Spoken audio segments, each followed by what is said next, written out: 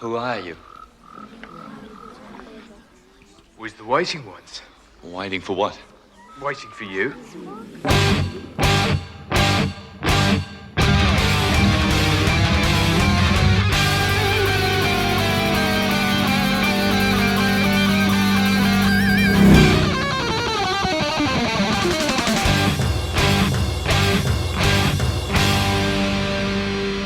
Welcome to the Mad Max Minute. We's the watching ones. We've been watching Mad Max Beyond Thunderdome 1 minute at a time. I'm Rick. And I'm Julia. And today we're talking about minute 53, which begins with Max finding himself between a rock and a hard place. And it ends with an emerging case of mistaken identity. When we left Max on Monday, he was surrounded by shouting children. As we join him today on Wednesday, he is still surrounded by shouting children, and it is starting to bother him. Yeah, he's completely lost control. He never really had control, but it's getting worse and worse. Mm-hmm. He is starting to panic, and in that panic, he is saying more things, which is just causing the kids to chant more. Yeah.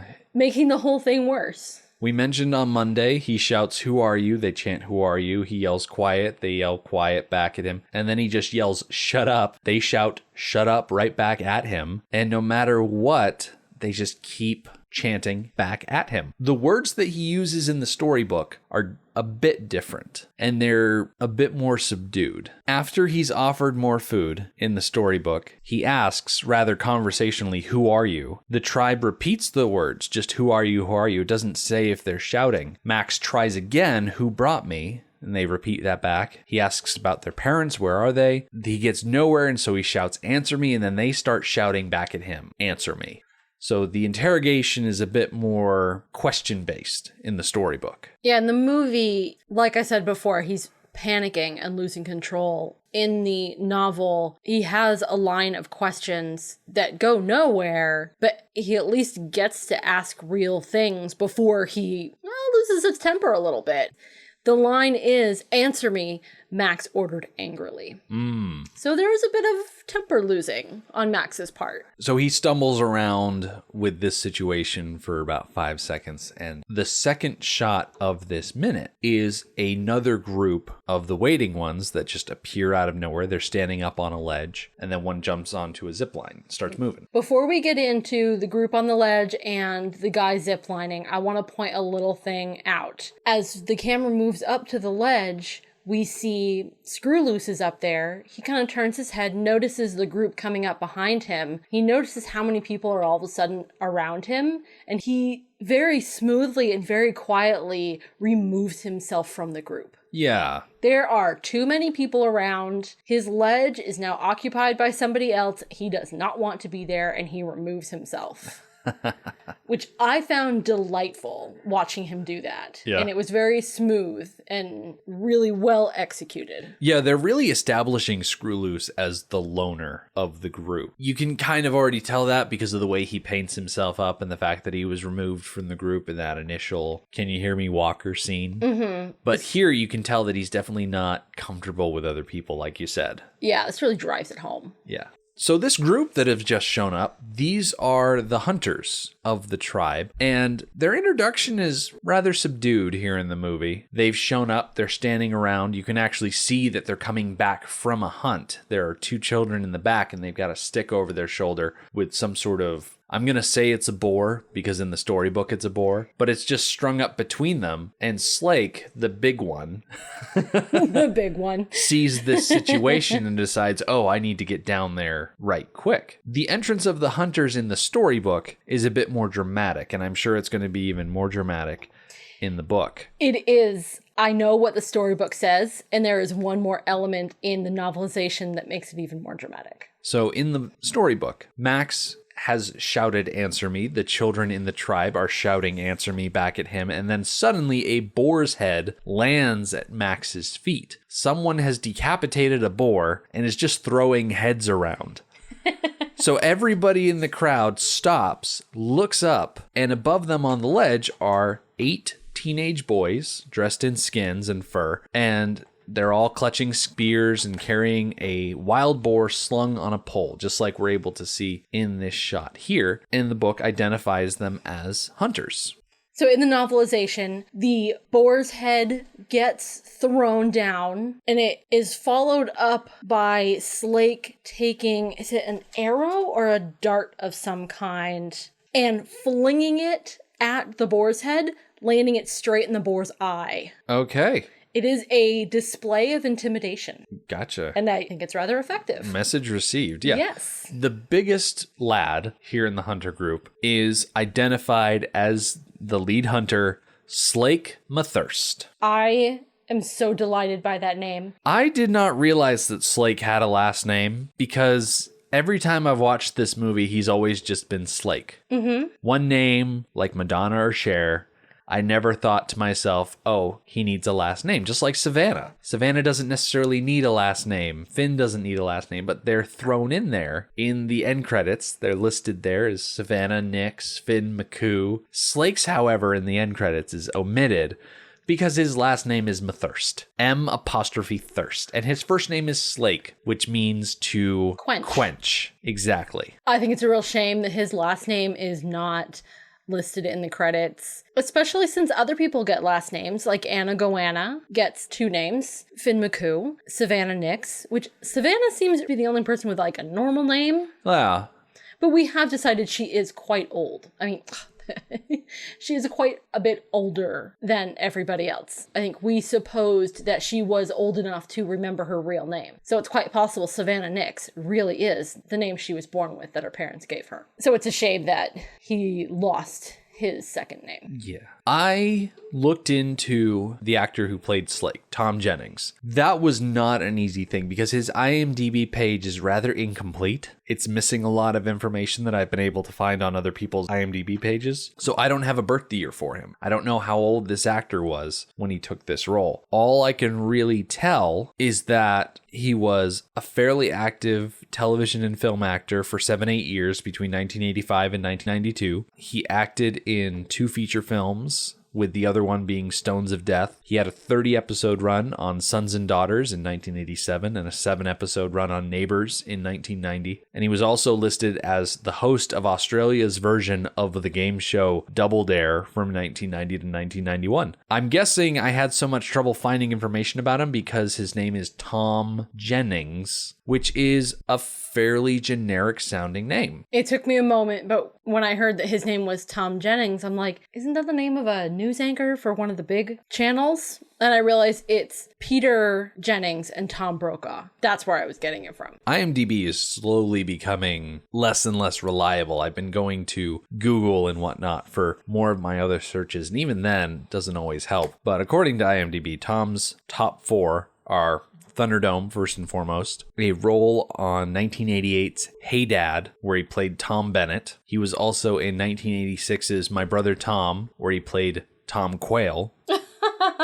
And then his run on Neighbours, he played Rory Marsden. Oh, I was so hoping his name would be Tom. Yeah, it's kind of weird when you see an actor and they're playing a character with the same first name. Yeah. It'd be like Mel Gibson playing Mel Rockatansky. It's just weird. It's like they're an actor. You would expect them to be cast in a role that they don't share a first name with. I mean, granted, you're not going to have a movie and be casting for that movie and say, okay, we're not allowed to cast anyone with the same name as this character. It's just kind of weird to see. It is. We go to great lengths to separate the actor from the part. Yeah. Especially with the Mad Max series. Right. We try very hard not to think too much about Mel Gibson and his phone messages. Yes.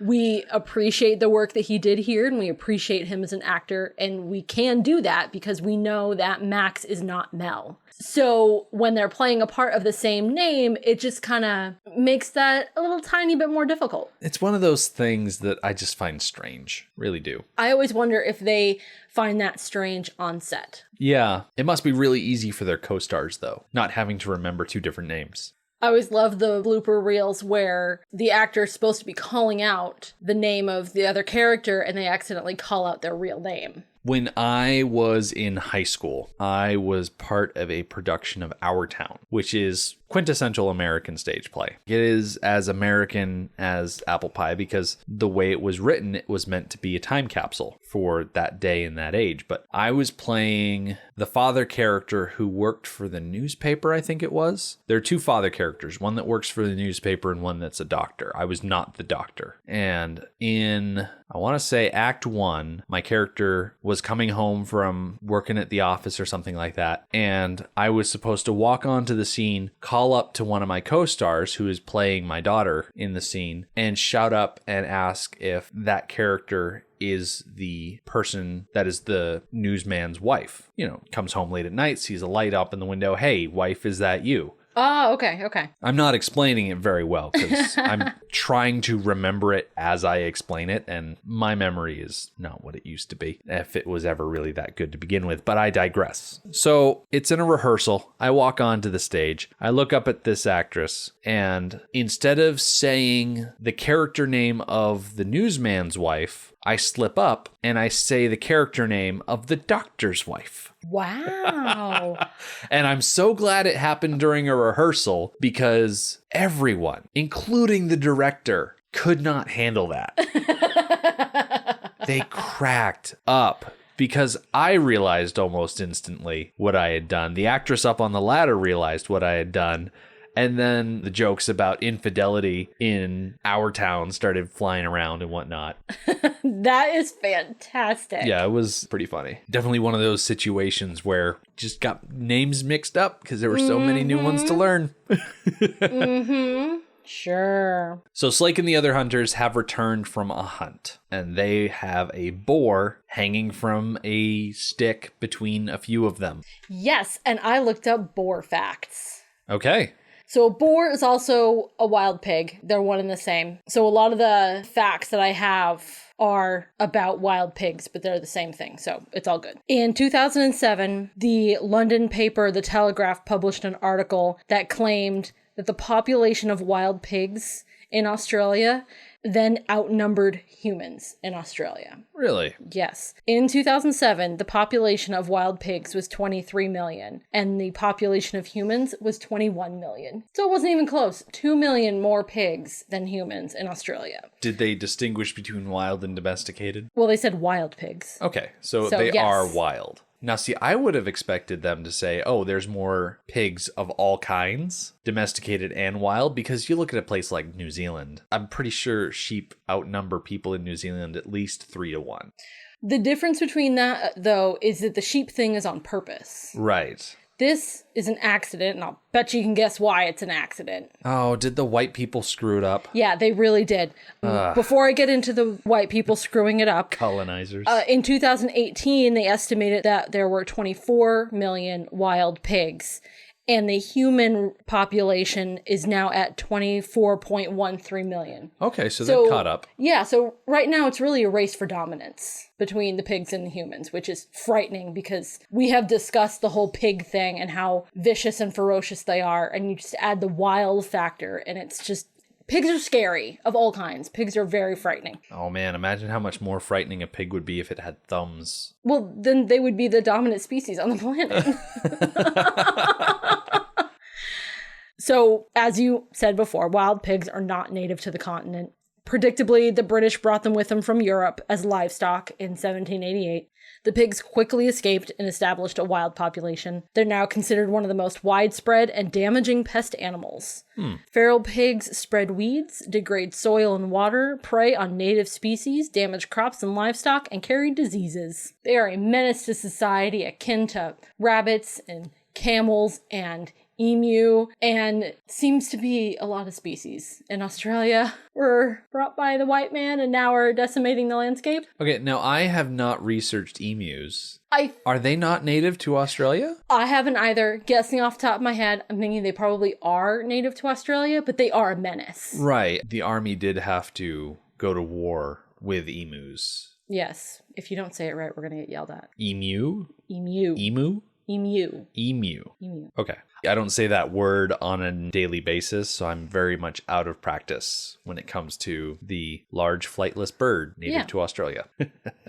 That's all my boar facts. Speaking of birds and funny phrases and whatnot, in the storybook, after they introduce Slake, there's a quick little thing where Savannah shouts up to Slake and yells, "We's found Slake." And Slake, as it says in the storybook, grabbed a flying fox. He swooped down with it towards the tribe and moved slowly towards Max. Now, the only thing that I am aware of in this world that is called a flying fox is more or less one of those gigantic fruit bat things with a 6-foot wingspan. Like, when I hear flying fox, that's what I think of. Mm-hmm. Well, turns out, all this time that we've been saying zipline, we could have been saying flying fox because people in Australia and New Zealand call them that. I believe, if I'm not mistaken, that when we talked about zip lines, back when Auntie was using one, I think we mentioned that. Did we? I certainly didn't remember it. I might not have said it out loud. It might have just been in my notes. If we had a guest on that week, there's a lot in my notes that I don't say. So it may not have made it to the microphone. Did your notes include the fact that in South Africa, people call it a floofy slide? Absolutely not. What? Yeah.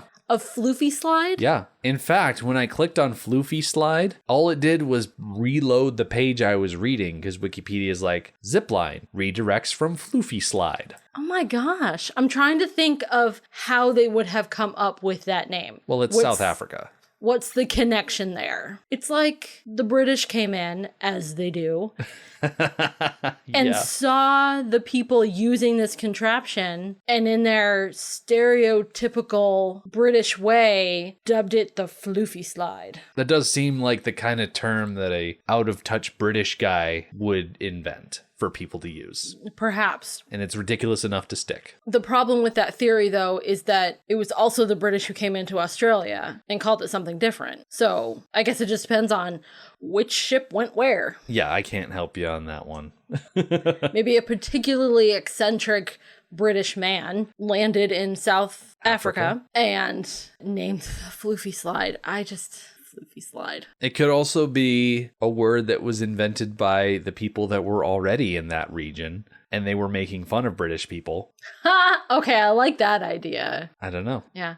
Maybe it's the semi-English translation of what the people already there were calling it. Like the anglicized pronunciation. Yeah. Whatever you want to call it. Slake glides down over Max. This is the second time someone in this movie has done this, by the way. Glide down over a group of people, and he lands against a rock, and he hits the ground, turns around, looks at Max, and he starts moving very slowly and deliberately. First thing he does is he takes that staff on his back, which I'm assuming he also doubles as a spear. Anyway, probably the totem of the lead hunter. He flicks it off of his shoulder, just leaves it on the ground, and he walks slowly towards Max with his hands up towards Max, just holding them out so he sees that his hands are empty. And Slake is able to quiet the other members by his presence. They respect him, his position within the tribe. And as Slake moves towards Max, he's always in this, what I'd call a readied position. He seems ready to spring one way or the other based on the movements that Max is giving him. And you get the sense that Slake has a suspicion that this is supposed to be Walker. He hasn't had it fully explained to him. He's just kind of going on assumption at this point, but he doesn't want to fully commit to that idea just yet. He's being very cautious. He is, and he's being very strategic. Definitely the type of person and the type of behavior you would expect of the lead hunter. And in the book, they also point out specifically he is the leader of the tribe. The alpha male. Yes. What do they call him? The book labels him the tribe's chief hunter and nominal leader. Okay. Does it talk about how old he might be? Not that's popping out at me. It might be in there somewhere, but it's not popping out at me. So Slake gets around in front of Max, and he has now positioned himself between Max and the other waiting ones. And finally seeing someone who somewhat resembles an adult, someone who isn't shouting at him, Max asks, "Who are you?" The children in the tribe start to repeat him, but Slake does this kind of sideways hand wave and it quiets them all down. And he has to do this twice over the course of this conversation that him and Max are starting. Something that happens in the book, which I feel like I'm bringing it up an awful lot. Well, there's more in the book than there is in this scene. There really makes is. Sense. The first time Slake does that, Slake is the one that does it. The second time that Slake does it, in the book, it's not Slake, it's Max, who already picked up on the hand motion that would quiet everybody down. So the second time that it needs to happen, it's Max that does it. Oh. And they follow him. Okay. They stop. That's kind of cool. In the book, Max is much more with it and strategic about his actions. Yeah. Much more the classic looking around and seeing what's going on, trying to read the room.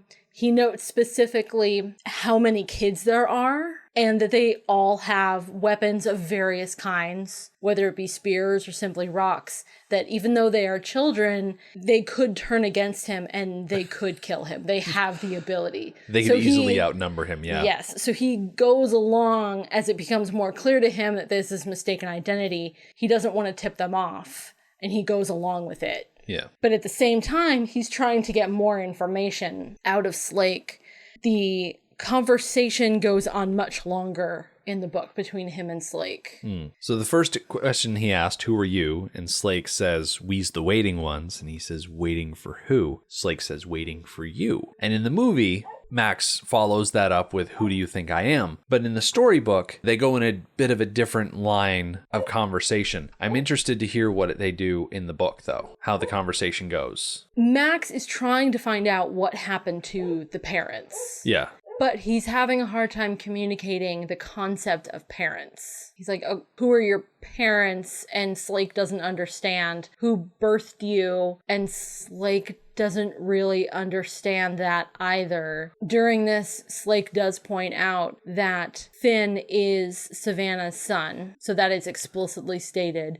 And Kusha, who is pregnant, also has another child who is a toddler. In the storybook, Max, after hearing the response, waiting for you, he asks, is this all of you? And Slake says, we count 52. Max understands this and he says, where are the parents? Slake doesn't understand what parents are. So Max rephrases it and says, who gave birth to you? And Slake says, we birthed ourselves. He points to a small child. He be Kush's first. And Max says, yeah, but who birthed you? And so Slake seems surprised by that because in Slake's mind, Captain Walker would know exactly who Slake's mother is because they would be contemporaries. And so Slake says her name was Joanna. She was a firekeeper. And so Max, being outnumbered 52-1, says, where is she now? And so Slake talks about how her time come and she took the leaving. And so Max interprets that as her dying.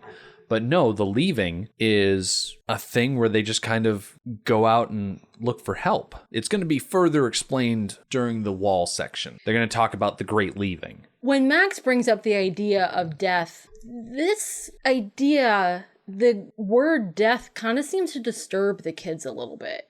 They kind of get a little tiny bit hung up on that idea, and they're kind of chattering amongst themselves about death. So it really makes me curious about how they view it. What's their experience? How many of them have died? Especially once all the adults were gone and it's just a gaggle of kids left behind. 52. Holy cow, that's a lot of kids. Yeah. Savannah tries to pipe in and explain a little bit, talking about the leaving, that Joanna was part of a group of 8 that wandered out into the desert, and the kids stood by and watched them leave until they couldn't see him anymore. And then she goes on to say, we sang him a chant for luck. And she's confused, saying, wait, didn't they find you? They're assuming that the group of 8 that went out found Max, and that's why Max was on his way back to the crack in the earth. And Max in the book is nervous about this line of question that it's going to give him away.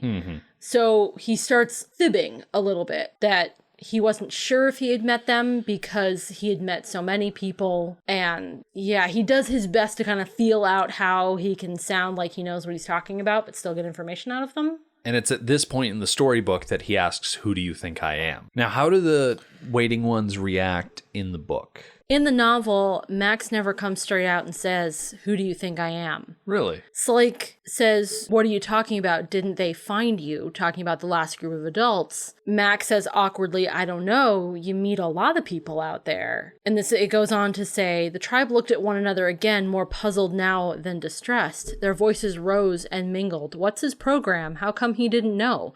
What happened to his memberment? It were history back. Don't he know his own tell? So basically, they're like, wait a second, why doesn't he know what's going on? Does he not remember his own story? Does he not know who he is? Yeah, I would say that response is much more in line with what we see here in the movie. I can't really make out what the kids are saying to each other, but they're definitely leaning in and asking each other questions, talking one to another, and that's definitely the line of questioning that you would think they'd be talking along. Mm-hmm. In the storybook, Max does ask, who do you think I am? And then that causes the tribe to more or less laugh and then ask each other questions. They see it as a kind of awkward thing, and so they do that, ha ha ha ha ha, hey, what's going on here? Yeah. In amongst themselves. And it's this shot of a group of confused children that we end today's minute with. So we're going to leave these group of confused kids where they are. We are going to come back on Friday, but before we leave, I think it's important to note that here at the tail end of minute 53, we are pretty much halfway through this movie. Thunderdome is 107 minutes long, which means that halfway through the movie would be halfway through minute 53. So we'll say tomorrow is the official halfway point before we come back for 54 on Friday. Wow, that happened so fast. I know, right? But then again, Thunderdome seems so long ago. It does seem like we've been out wandering in the desert for a long time now, doesn't it? Yeah, it does. Bartertown is a distant memory. It is. So on Friday, when we come back, we're going to have Mr. Skyfish and Slake, assuming that Max is testing them. So they sit him down for a little something they call the tell. The Mad Max Minute podcast is a fan project by Rick and Julia Ingham. The Mad Max franchise was created by George Miller and Byron Kennedy, is presented by Kennedy Miller Mitchell Productions, and distributed by Warner Brothers. Mad Max Minute is produced and edited by Rick Ingham. Our opening music is Verdi's Dies Irae by Daniel Batista of danielbatista.com. And our outro music is We Don't Need Another Hero by MilitiaVox of militiavox.com. Our home on the internet is madmaxminute.com. You can follow us on Twitter at madmaxminute, like us on Facebook by searching for Mad Max Minute, and join our Facebook listener group, Mad Max Minute Beyond Microphone. If you'd like to support the podcast, visit madmaxminute.com, where you can check out our TeePublic storefront by clicking the store link, join our Patreon by clicking the support link, or make a one-time donation by clicking the donate link. Thank you for joining us for minute 53 of Beyond Thunderdome. We'll see you next time. Everybody sing.